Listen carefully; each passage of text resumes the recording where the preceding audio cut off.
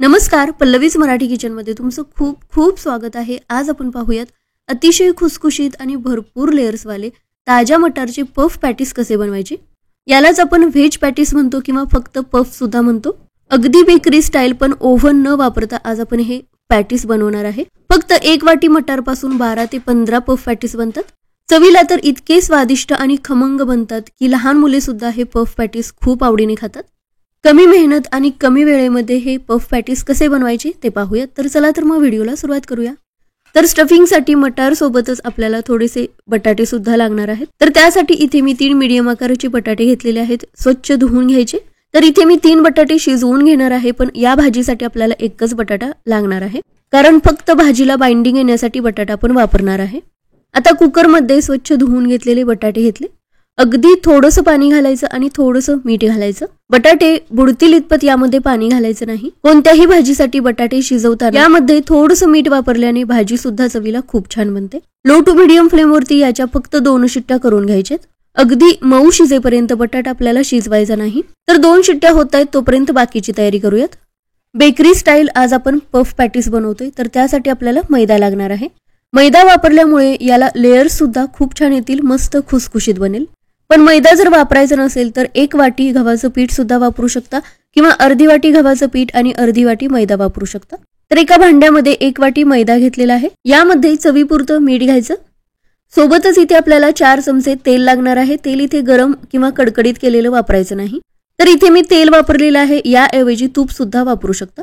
तेलामध्ये मैदा व्यवस्थित आपल्याला चोळून घ्यायचंय। सगळ्या मैद्याला तेल व्यवस्थित लागलं गेलं पाहिजे। हे पहा, याला व्यवस्थित मिक्स करून घेतलेला आहे, याचा लाडू वळत आहे। आता थोडं थोडं पाणी ऍड करत हे आपल्याला भिजवून घ्यायचंय।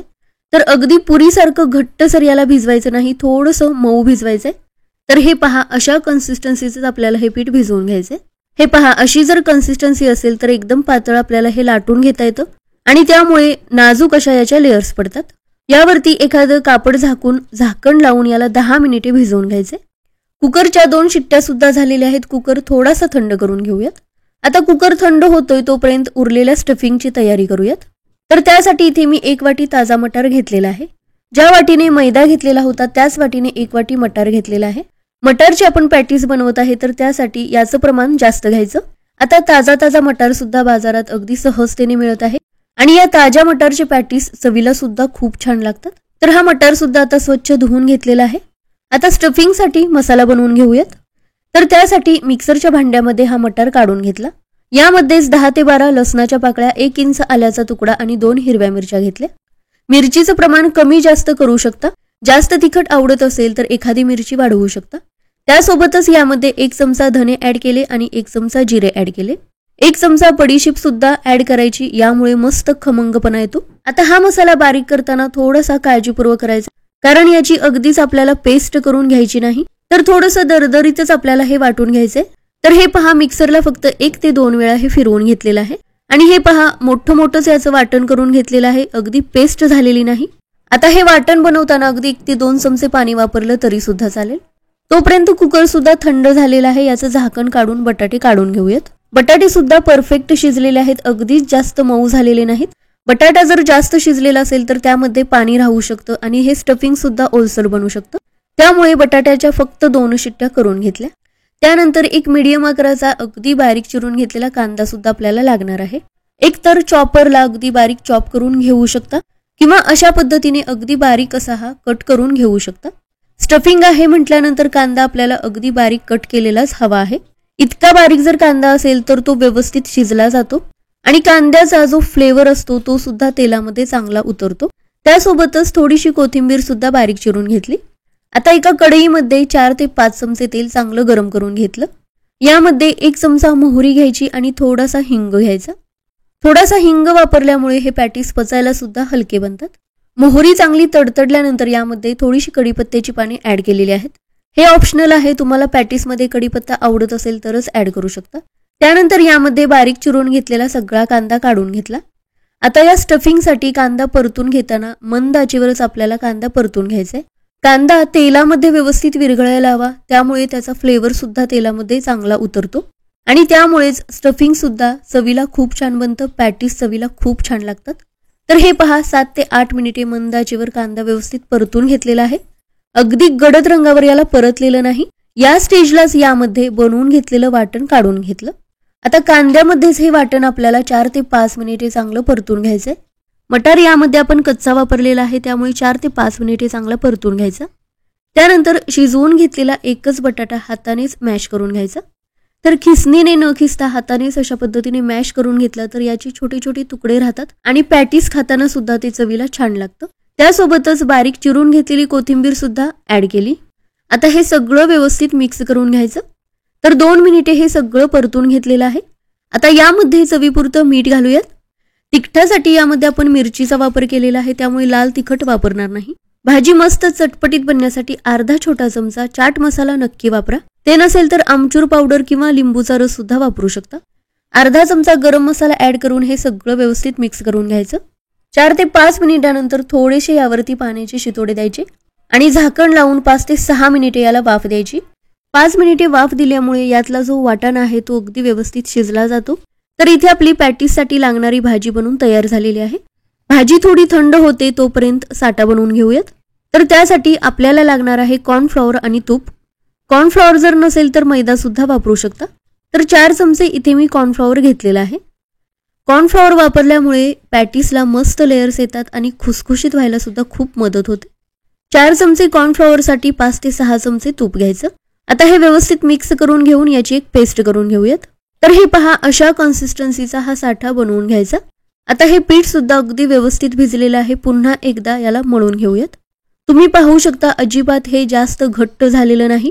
आता हे अगदी व्यवस्थित भिजलेलं आहे, त्यामुळेच हे मैद्याचा जरी वापर केलेला असला तरी लाटताना पटकन पुढे सरकतं. आता किचन ओट्यावरतीच याचा एक रोल बनवून घेऊयात. इथून पुढची प्रोसेस ओट्यावरतीच करून घेणार आहे, त्यामुळे किचन ओटा स्वच्छ धुवून पुसून घेतलेला आहे. रोल करून झाल्यानंतर याचे समान आकाराचे 5 ते 6 भाग करून घ्यायचे. आता तुम्ही समजू शकता या पॅटीसला लेयर्स चांगले येण्यासाठी आपल्याला याचे जास्तीत जास्त भाग करून घ्यायचे. जास्त याच्या चपात्या बनवून घेतल्या तरच याला भरपूर लेयर्स येऊ शकतात. तर हे पहा, फुलक्यासाठी जितका आपण कणकेचा गोळा घेतो तेवढ्याच आकाराचे हे 7 गोळे करून घेतलेले आहेत. आता किचन ओट्यावरती किंवा पोळपाटावरती थोडासा मैदा घ्यायचा आणि अशा पद्धतीने जितकं पातळ आपल्याला लाटता येईल तितकं पातळ लाटून घ्यायचं. तर हे पहा, पीठ अगदी परफेक्ट भिजलेलं आहे. मऊ आहे, त्यामुळे अगदी पातळ आपल्याला हे लाटून घेता येतं. हातावरती घेतल्यानंतर समस्त हात सुद्धा दिसतोय इतकं पातळ हे लाटून घेतलेलं आहे. पीठ लावून घेतलेल्या प्लेटमध्ये या सगळ्या चपात्या काढून घ्यायच्या. पीठ लावल्यामुळे त्या एकमेकांना अजिबात चिकटत नाहीत. तर अशा पद्धतीने 7 पातळ चपात्या लाटून घेतलेल्या आहेत. आता पुन्हा ओट्यावरती थोडासा मैदा घेतला, त्याच्यावरती एक चपाती ठेवली. बनवून घेतलेला 1 ते 1.5 चमचा साठा याला सगळ्या बाजूंनी व्यवस्थित लावून घ्यायचा. तर अगदी कडेपर्यंत या साठ्याचा एक लेअर व्यवस्थित लावून घ्यायचा. त्यानंतर थोडासा मैदा किंवा कॉर्नफ्लॉवर याच्यावरती टाकायचं. पुन्हा दुसरी चपाती याच्यावरती ठेवली. या चपातीला सुद्धा साठ्याचा लेअर लावून घेतला. त्यानंतर थोडासा मैदा टाकला.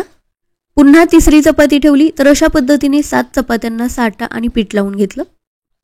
तर अशा पद्धतीने एकावरती एक याचे लेअर करत जायचे. तर हे पहा, इथे मी शेवटची चपाती याच्यावरती ठेवली, थोडंसं पीठ लावून घेतलं.